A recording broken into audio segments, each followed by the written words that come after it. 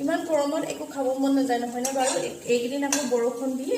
লগে লগে ইমান ৰ'দ দি দিছে নহয় একদম মানে ক'বলৈ বাকী নাই আৰু ইয়াতে কঁঠাল গুটি অমিতা একেলগতে দি দিছোঁ দেখাই নাই ৰ'ব সেয়া ধুনীয়াকৈ বইল কৰিলোঁ এতিয়া তেল মাৰি দিলে হৈ যাব আপুনি কঁঠাল গুটিটো পিটিকা খাই ভাল পায়নে নে হেৰি কৰি খাই ভাল পায় জনাবচোন গোটা গোটাকৈ খাই ভাল পায় মই কিন্তু পিটিকা খাই বেছি ভাল পাওঁ কিন্তু মানে দালিত দিলে পিটিকা কৰিবলৈ নহয় ন সেইকাৰণে কি কৰিম মোৰ দুটামান মানে উলিয়াই পিনি ধুনীয়াকৈ পিটিকা কৰি দিম আৰু এয়া চাওকচোন এয়া আমাৰ দালি ৰেডি হৈ গ'ল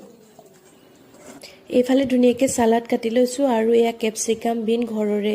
এই মানে চব পাচলি আৰু এয়া গৰৈ মাছ কাৱৈ মাছৰ লগত আপোনাৰ ৰান্ধনীয়ে অকণমান থুপথুপীয়াকৈ মিক্সিত মাৰি জোল বনাইছোঁ আৰু কঁঠালৰ গুটি আৰু দালিৰ আৰু এতিয়া ৰেচিপিখন সজাওঁ আহক মানে থালিখন সজাওঁ আহক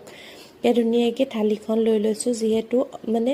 আছামিজ থালিৰ যোনটো মোৰ এটা ব্লগ আছে সেইটো আপোনালোকে সকলোৱে চাই চাগে নহয়নে বাৰু আৰু তাত কি ভুল আছে আপোনালোকে ক'ব আৰু যদি এক্সট্ৰা কিবা ৰেচিপিৰ বিষয়ে জানিব লগা থাকে বা থালিখন সজোৱাৰ কিবা